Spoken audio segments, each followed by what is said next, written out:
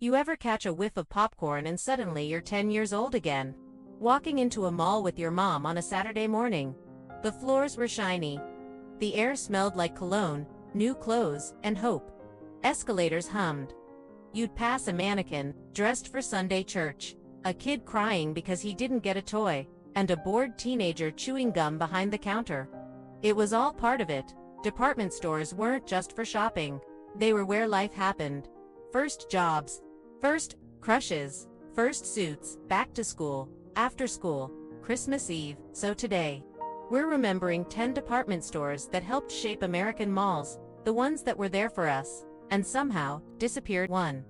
Montgomery Ward, the catalog come to life before malls had food courts or movie theaters. They had Montgomery Ward. If you grew up in the 60s or 70s, there's a good chance your kitchen, your living room, and half your wardrobe came from Ward's. They started as a mail-order catalog, but walking into one of their stores, that felt like flipping through the pages of your life. You'd see everything from washing machines to winter coats. Your dad might have bought his first set of tools there. Your grandma probably bought her sewing machine from Ward's. But in the 90s, newer stores were faster, flashier, and Ward's started feeling, by 2001, they were gone. But their memory still tucked away in basements and back closets all over the country. 2. Woolworths, where shopping met soda fountains. Woolworths wasn't just a store. It was where you got a grilled cheese and a chocolate shake while your mom picked up a pair of stockings. There was something simple, something friendly about Woolworths. It was the kind of place where the same lady rang you up every time, and the cashier always knew your name. Kids loved it for the candy counter. Grown-ups loved it because it had everything, and it didn't feel like you had to rush. It was warm, familiar, but as the big malls got bigger and tastes changed, Woolworths couldn't keep up. In 1997, the last one closed. But if you were lucky enough to sit at that lunch counter, you probably still remember the taste of the fries. 3. J.J. Newberry, the 5 and dime that felt like home. Newberry S was the kind of place where a kid with 2 quarters could walk out with a bag full of candy and a smile that lasted all week. It wasn't fancy, it didn't try to be, but it was ours. Moms loved it for the deals. Kids loved it for the toys and trinkets. And everybody loved the feeling you could walk in with just a little and walk out with something special. Over time, big box stores swallowed up the little 5 and dimes. Newberry's held on for as long as it could, but by the late 90s, it was just another empty storefront. Still, if you close your eyes, you can almost hear the jingle of the door and feel the linoleum under your feet. 4. Bonwit Teller, glamour on every floor. Bonwit Teller wasn't where you went for socks or school uniforms. No, this place was for dreaming. It smelled like perfume and soft leather. The window displays looked like something out of a movie.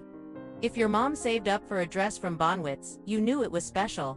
You didn't go there every week, but when you did, you dressed up for it. The flagship store in New York City. That was a landmark.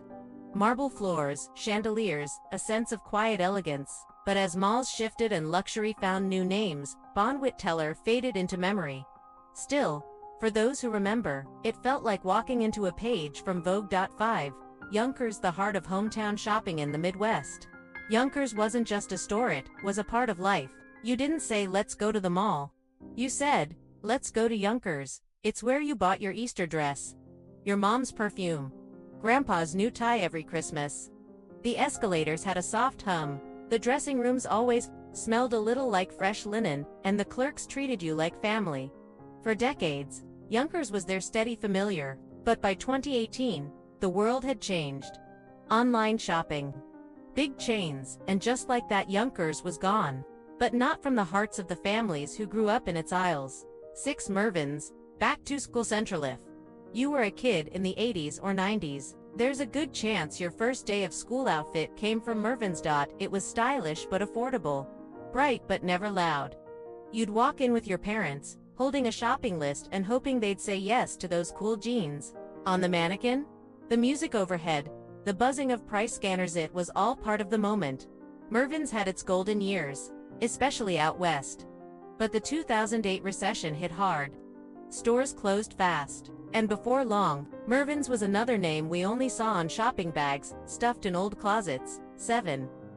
Riches, the magic of a Southern Christmas. Ask anyone from Atlanta what the holidays felt like, and they'll probably say one word: riches. That department store didn't just sell clothes, it created memories. Every Christmas, families would ride the pink pig train, or gather around for the lighting of the great tree.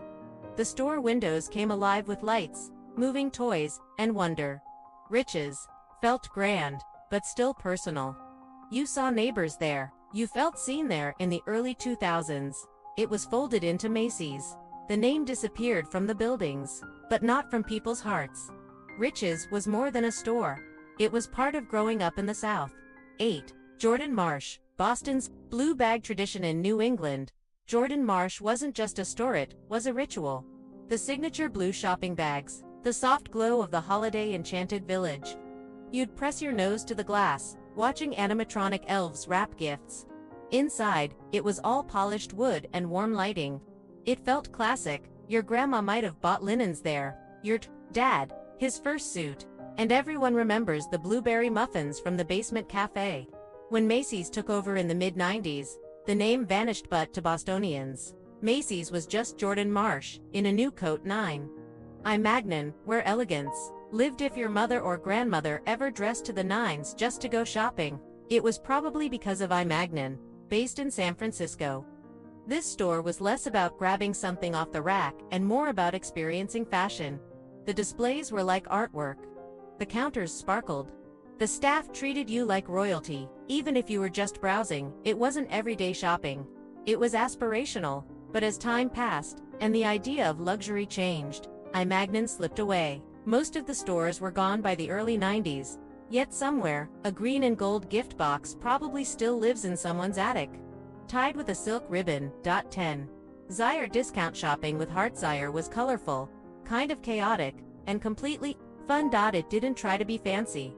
It didn't need to be. It was the place your parents took you after dinner to grab sneakers, a toaster, or a plastic toy you begged for. The aisles were wide, the music was loud, and the floors always squeaked a little under your sneakers. You could feel the hum of fluorescent lights and smell the plastic packaging. And yet there was something comforting about it. By the late 80s, IA was rebranded, bought out, and slowly vanished. But for kids who remember running through those aisles, Zayre was perfect. It's funny how a store can be so much more than a store.